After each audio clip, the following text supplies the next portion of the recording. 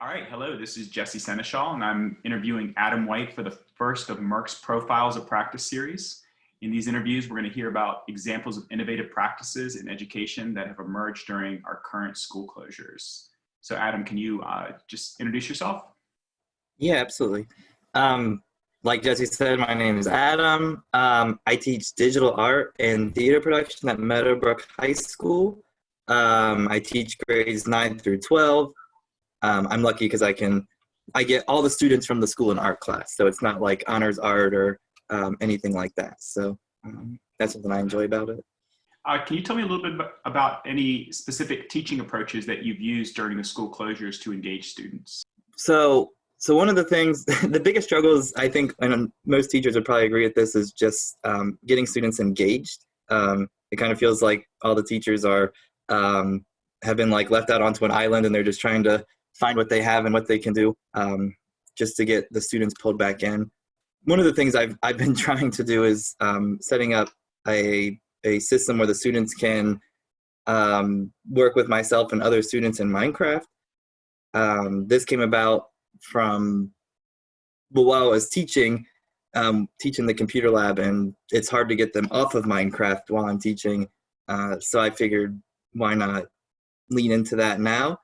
It's been very challenging. I had to figure out how to get Minecraft and how to play Minecraft and how to set up a server and how to do it safely and all of that. So I went through that process and set it all up. Just engaged in this. Minecraft is essentially a digital art platform in the sense that we're building three-dimensionally and able to do it in community, which I think is really cool. Ideally, I'd like to use it in the classroom professionally as well, with the right system set up. So that's been one of the goals with that. I have it set up on a very routine schedule, so it just happens weekly. So it's very predictable and easy to approach with that. So how have the students been responding? What are the types of engagement you're getting from students through that? Yeah, so like with all of the things that are going on right now, student engagement's been really tough, even with Minecraft. Yeah, so what that looks like specifically is I might have like 2 or 3 students, and that's from like pulling teeth, sometimes like having to reach out directly to students. It's tough because anything that's being set up now after the fact of us doing this distance learning, you're only getting so many students even looking at that information. The other big challenge is just a technical thing where Minecraft has 2 main editions called Java and Bedrock. And when I was looking into these 2 versions, I knew that not all the students own these programs, so I knew it wouldn't be something that everyone could do, unfortunately. But was just hoping to have I have lots of other things going on, but this was just one thing to try to get some more students in. And reading about the one called Bedrock, that's one that can be accessed on any system, so like a computer, a phone, a tablet, PlayStation, Xbox, and I figured that would be way more percentage of students would have access to something like that. And it actually turns out that most students have the other one called Java, because I think it's easier to get in different ways. So I've had some struggles with that, and students who even expressed interest but said that they don't have that specific edition. So that's just part of the reality of it.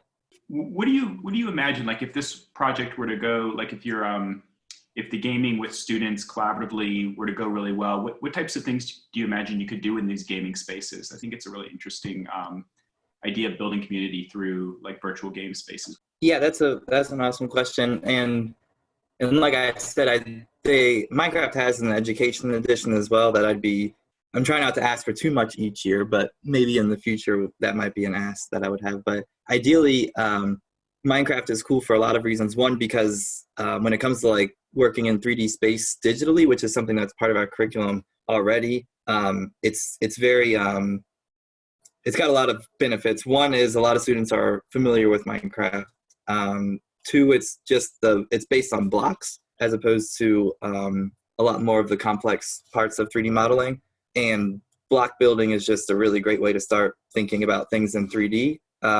I think it's got like the fun factor where it's all the art styles and you make your own characters, and there's a lot of, as opposed to like a different program, we might use like Blender, SketchUp. It's just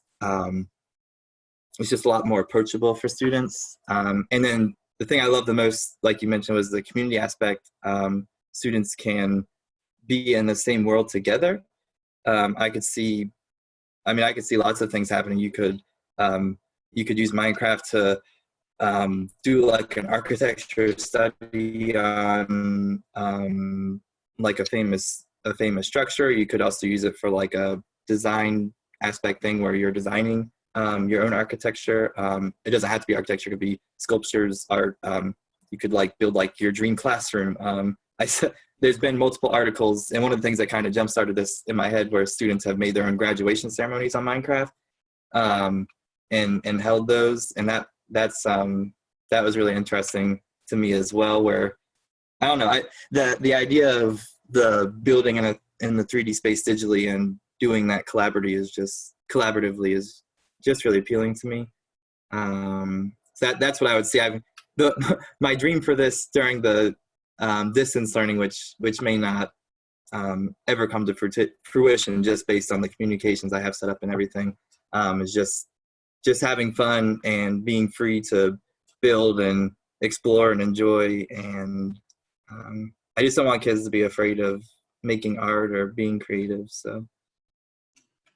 Great. And finally, so with these ideas that you're developing now, are you thinking about bringing these into school next year? And what are your hopes for next school year, knowing that there may be, next school year might have similar types of disruptions or potentially has the potential to? Yeah, I would definitely want to continue this next year. Obviously, I would want to have better structures or foundation built up. This was kind of like a haphazard thing that just got thrown out there. So yeah, I would definitely like to do this in the future, whether we're in school or doing distance learning. Again, some of the things I'd want to have set up better is, one, just communication. Some of my coworkers I work closely with that are doing fairly well are teachers like chorus, theater, band, because they already have these strong systems set up for communicating with their students outside of school. I've also just very recently started to streamline all of my work digitally, just streamlining as in making it way easier to access and see and know exactly what's going on, using a lot of graphics and pieces like that. So that's another thing I'd want to do. I think the idea is pretty solid. I think it just needs a good build up around it where it's going to actually work and be something that's accessible. The other challenge, of course, is not all students have access to that, which will, oh gosh, which is just, that's another challenge that we honestly have as well, is limited resources in that area. So figuring out ways that I would want all of my students to be a part of that. So I don't want to lean too heavily into something that is really just for students who own this product. So that would definitely have to be something that would be thought of as well.